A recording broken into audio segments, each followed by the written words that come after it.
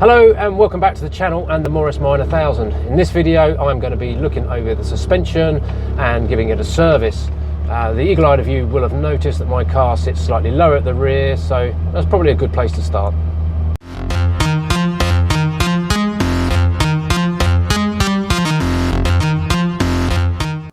So let's have a look at what we've got. What I believe is the standard 948 drum. So I think the 1098 is slightly bigger. I am running a 1098 engine, so maybe I need to upgrade those. We've got the standard Traveller leaf springs at the back.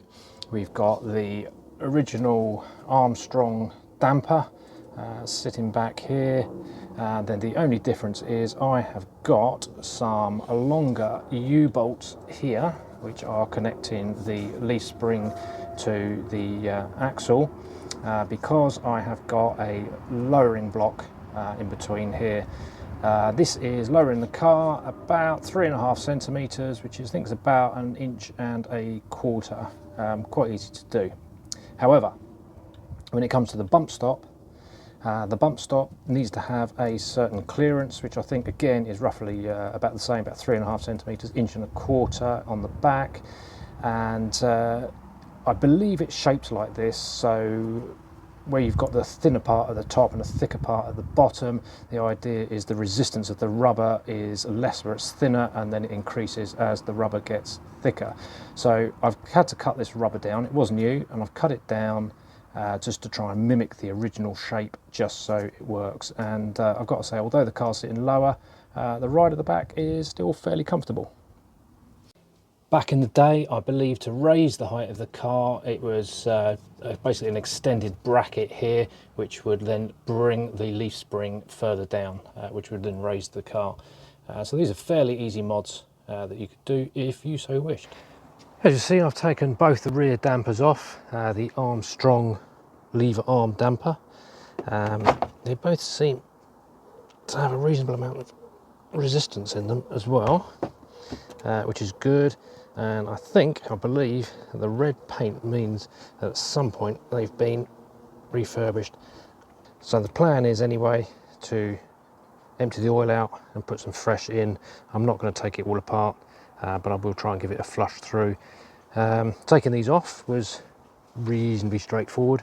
There's 2 bolts either side, and then the bolt that comes through here, although I did need to use my trusty separator. So I've removed the cap from the top and worked the arm backwards and forwards and left it overnight, and then I've come back and worked the arm again backwards and forwards, and as you can see, oil's still dripping out, so it's getting a good drain, make sure everything is out.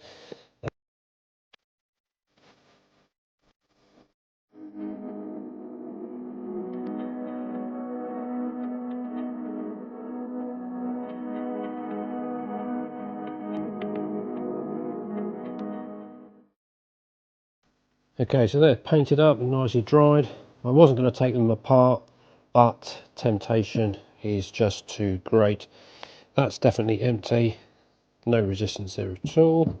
This one's still got a little bit of resistance in there, so I suspect there is some oil in there. So I'm going to use a 1/2 inch spanner.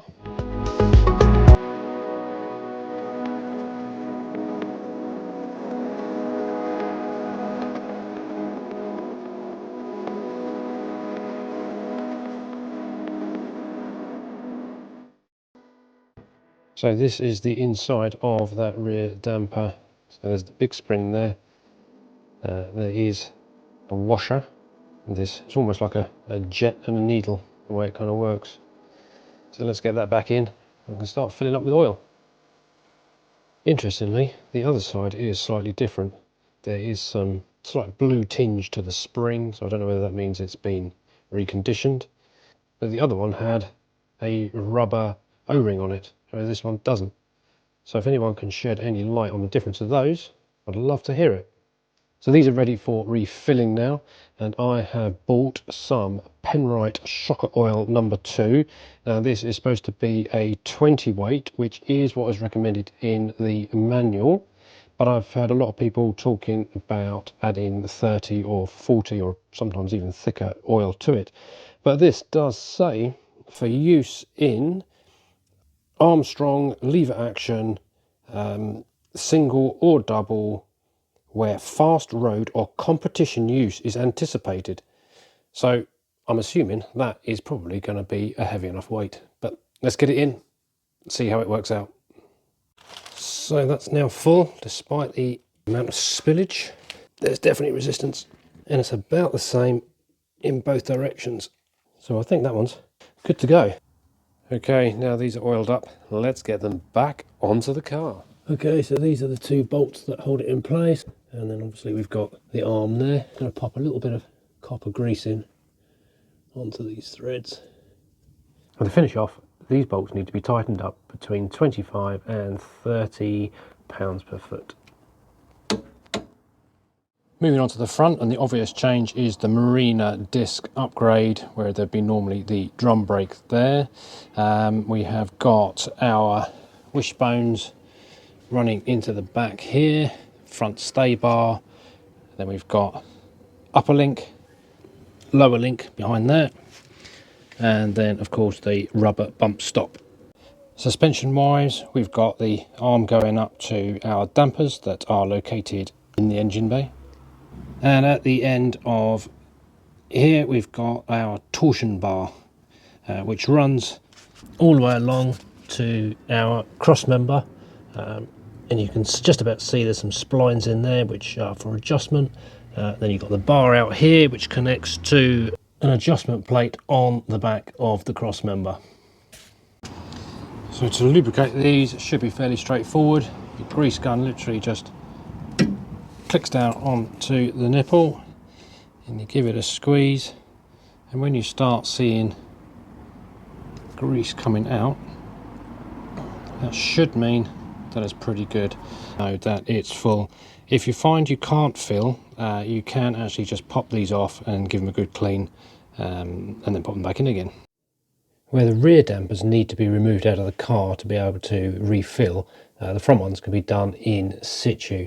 So you've got the large nut down the bottom there, it's got that sort of piston in it, so we need to undo that to drain it out, and then the filler cap is just on the top.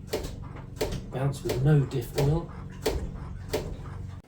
I've left that overnight to drain, so now I can put the plug back in and start refilling.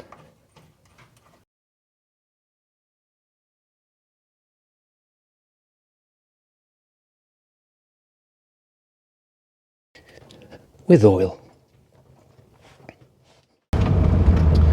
Well, first impressions on the 20 weight oil in the dampers is okay. I don't see any immediate need to upgrade to a thicker oil, but I'll keep testing and we'll report back on it. Anyway, I hope you enjoyed the video. I hope you found something useful on there and something you can take away. One extra tip I would say when refilling the dampers is that slow and steady is key. I found myself overfilling a bit too fast, and the chamber then filled up and trapping the air below. So definitely a little bit of oil, pump the suspension, get the oil around it, release the air, and then just keep topping up and just keep doing that, and then it works fine. So please remember to like, subscribe and comment, and I'll see you for the next one. Cheerio.